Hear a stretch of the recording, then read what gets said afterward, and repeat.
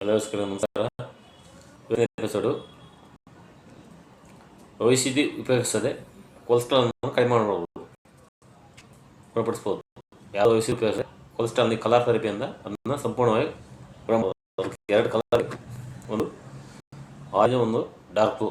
ಎರಡು ಕಲರಿಂದ ಕೊಲೆಸ್ಟ್ರಾಲ್ ಸಂಪೂರ್ಣವಾಗಿ ಗುಣಪಡಿಸ್ಬೋದು.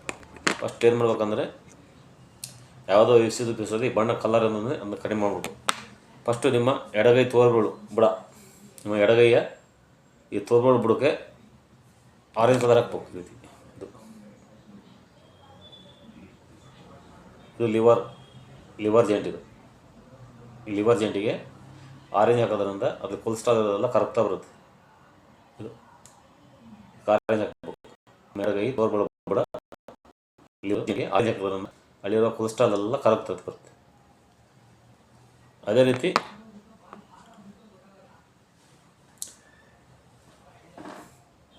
ನಿಮ್ಮ ಎಡಗೈ ಕಿರುಬೆರಳು ಬುಡಕ್ಕೆ ಈ ಡಾರ್ಕ್ ಬ್ಲೂ ಹಾಕ್ಬೇಕು. ಡಾರ್ಕ್ ಬ್ಲೂ, ಅದೇ ಎಡಗೈ ಕಿರುಬೆರಳು ಬುಡಕ್ಕೆ ಈ ರೀತಿ ಡಾರ್ಕ್ ಬ್ಲೂ ಒಂದೊಂದು ಹಾಕ್ಬೋದು. ಈ ರೀತಿ ನಿಮ್ಮ ಎಡಗೈಯ ತೋರ್ಬೆರಳ ಬುಡಕ್ಕೆ ಆರೆಂಜ್ ಹಾಕೊಂಡ್ಕೊಂಡು, ಅದೇ ನಿಮ್ಮ ಎಡಗೈಯ ಕಿರುಬೆರಳು ಸ್ಮಾಲ್ ಫಿಂಗರ್ ಈ ಬುಡಕ್ಕೆ ಕಪ್ಪ ಜೆಂಟಿಗೆ ಡಾರ್ಕ್ ಬ್ಲೂ ಹಾಕ್ಬೇಕು. ಈ ರೀತಿ ಹಾಕ್ತಾ ಬರ್ಬೇಕು, ಡೈಲಿ ದಿನಾಲ ಹಾಕ್ತಾ ಬರ್ಬೇಕು. ಅದೇ ರೀತಿ ನಿಮ್ಮ ಲಿವರ್ ರಿಫ್ಲೆಕ್ಸ್ ಇಲ್ಲಿ ಬರುತ್ತೆ, ಲೆಫ್ಟ್ ಹ್ಯಾಂಡ್ ಇಲ್ಲಿ ಬರುತ್ತೆ, ಈ ರೀತಿ ಪ್ರೆಸ್ ಮಾಡಬೇಕು. ಈ ರೀತಿ 20 ಟೈಮ್ ಪ್ರೆಸ್ ಮಾಡಿ ಅದೇ ಜಾಗಕ್ಕೆ ಸ್ಕೈ ಬ್ಲೂ ಕಲರ್ ಹಚ್ಚಬೇಕು.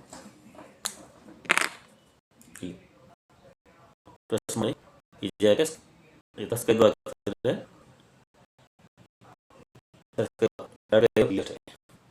ಇಲ್ಲಿ ಪ್ರೆಸ್ ಮಾಡ್ಬೇಕು. ಈ ಥರ 20 ಟೈಮ್ ದಿನ ಪ್ರೆಸ್ ಮಾಡಿ ಆ ಜಾಗಕ್ಕೆ ಈ ಥರ ಸ್ಕೈ ಬ್ಲೂ ಈ ಥರ ರೌಂಡ್ ಈ ಥರ ಸ್ಕೈ ಬ್ಲೂ ಕಲರ್. ಅಲ್ಲಿ ಲಿವರ್ ರಿಫ್ಲೆಕ್ಸ್ ಬರುತ್ತೆ.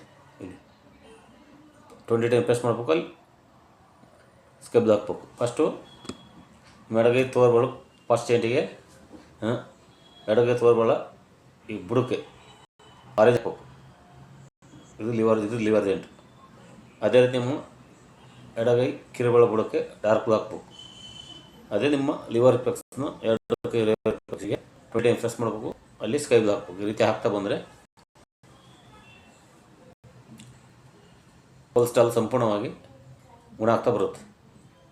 ಇದು ಕಂಟಿನ್ಯೂ ಆಗಿ 1 ವಾರ 2 ವಾರ 4 ವಾರ ಹಾಕ್ಬಿಡಿ. 4 ವಾರ ಹಾಕಿದ್ರೆ ಸಂಪೂರ್ಣವಾಗಿ ಕೊಲೆಸ್ಟ್ರಾಲ್ ನಾರ್ಮಲ್ ಬರುತ್ತೆ. ಈ ವಿಡಿಯೋವನ್ನು ಎಲ್ಲ ಫ್ರೆಂಡ್ಸ್ಗಳಿಗೆ ಹೆಚ್ಚು ಶೇರ್ ಮಾಡಿ.